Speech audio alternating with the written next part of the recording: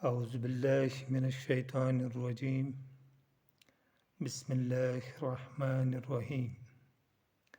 عزیز طلباء و طالبات، السلام علیکم ورحمۃ اللہ وبرکاتہ۔ آج کا جو ہمارا موضوع ہے وہ ہے ہمدم کاشمیری کی دوسری غزل۔ تو آتے ہیں پہلے شعر پر۔ پہلا شعر ہے: ایک بھی موسم میرے اندر نہ تھا، ایک بھی موسم میرے اندر نہ تھا، اور آنکھوں میں کوئی منظر نہ تھا۔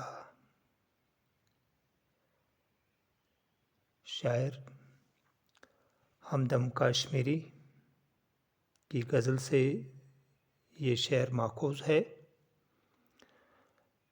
اور شاعر اس شعر میں موجودہ دور کی ترجمانی کرتے ہوئے فرماتے ہیں کہ پرامن اور بے خوف ماحول میں ہر انسان موسموں کے تغیر تبدل کے ساتھ ساتھ خوشیوں اور امنگوں سے لطف اندوز ہوتا ہے، اور آنکھوں میں دلکش اور سہانے نظارے ہر وقت موجود رہتے ہیں۔ لیکن میرے اس شہر میں اتنی دہشت اور خوف کا ماحول ہے کہ اب نہ تو آنکھوں کے سامنے کوئی منظر ہے اور نہ ہی موسموں کے تغیر و تبدیلی میں کوئی مزہ ہے۔ دوبارہ آتے ہیں تشریح پر۔ یہ شعر ہمدم کاشمیری کی غزل سے ماخوذ ہے۔ اس میں شاعر موجودہ دور کی ترجمانی کرتے ہوئے فرماتے ہیں کہ پرامن اور بے خوف ماحول میں ہر انسان موسموں کے تغیر و تبدیلی کے ساتھ ساتھ خوشیوں اور امنگوں سے لطف اندوز ہوتا ہے، اور آنکھوں میں دلکش اور سہانے نظارے ہر وقت موجود رہتے ہیں۔ لیکن میرے اس روشنی والے شہر میں اتنی دہشت اور خوف کا ماحول ہے کہ اب تو نہ تو آنکھوں کے سامنے کوئی منظر ہے اور نہ ہی موسموں کے تغیر و تبدیلی میں کوئی مزہ ہے۔ اب آتے ہیں دوسرے شعر پر۔ دوسرا شعر ہے: میرے دائیں بائیں تھیں پرچھائیاں، میرے دائیں بائیں تھی پرچھائیاں، میرے ہاتھوں میں کوئی پتھر نہ تھا۔ پرچھائیاں ہوتا ہے سایہ۔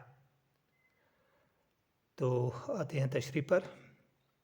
شاعر اس شعر میں موجودہ دور کی عکاسی کرتے ہوئے فرماتے ہیں کہ میرے اس شہر میں اتنا خوف، ڈر، لاقانونیت ہے کہ ہر انسان دل کا مریض بن چکا ہے۔ اسے چاروں اور خوف و دہشت کے سائے پرچھائیاں نظر آتی۔ اس خوف و دہشت کو دور بھگانے کے لیے، اس سے چھٹکارا پانے کے لیے میرے پاس کوئی تدبیر نہیں ہے، کوئی علاج نہیں، کوئی مداوا نہیں۔ پورا شہر بے بس ہے، بے اختیار ہے، کسی کے اختیار میں کچھ بھی نہیں ہے۔ یہ تھا دوسرا شعر۔ اب آتے ہیں تیسرے شعر پر۔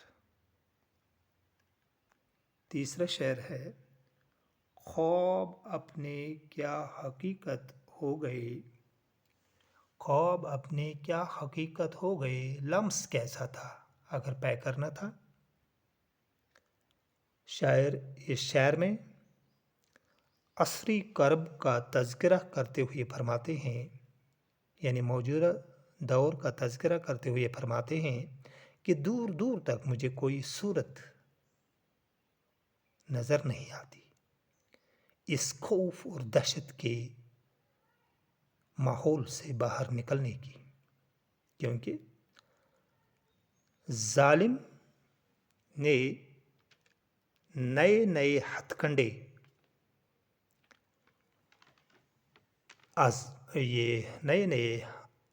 आजमा रहा है।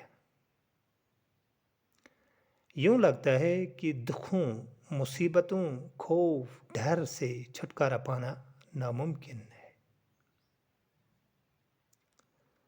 दोबारा आते हैं तशरीह पर।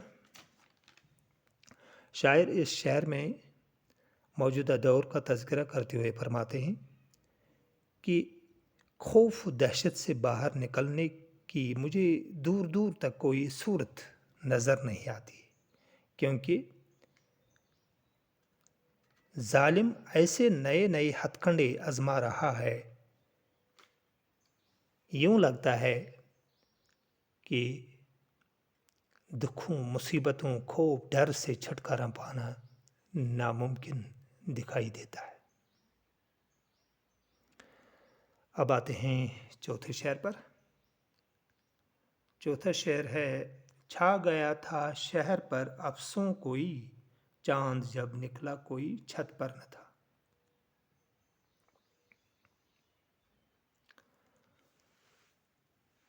इस शेर में शायर मौजूदा दौर के हालात को मद्देनज़र रखते हुए तबसरा करते हुए फरमाते हैं कि जब शहर में अमन सुकून था, लोग अपने मकानों की छतों पर चांदनी का लुत्फ़ उठाने के लिए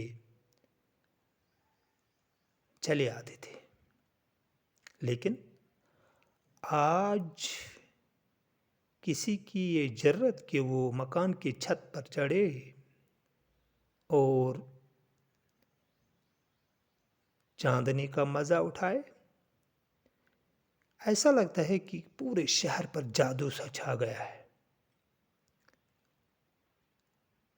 कोई ऊपर छत पर आने की ज़हमत गवारा नहीं करता, क्योंकि किसी भी वक्त कुछ भी हो सकता है। किसी भी वक्त कुछ भी मुमकिन है, जिससे कि हर आंख अश्कबार और दिल मुज़तरब हो जाता है। पांचवें शेर पर आते हैं, जो कि इस गज़ल का आखिरी शेर है, मक्ता। शेर है, एक सदा गूंजी मकां में देर तक, एक सदा गूंजी मकां में देर तक, क्या था ये हमदम कोई दर पर न था।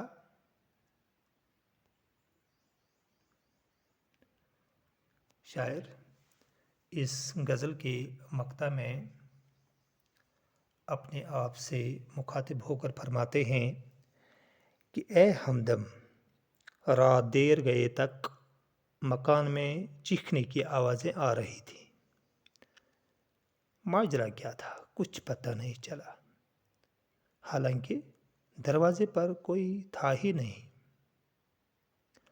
अब जब दरवाजे पर कोई था ही नहीं तो चीखें क्या सुनाई देती थी। ये खौफ, वो डर, वो लाकानूनियत की इंतहा है जो खामोशी के इस शहर में सुनाई देती है। ये था आज का वीडियो। अगली वीडियो तक इजाज़त दीजिए। खुदा हाफिज़।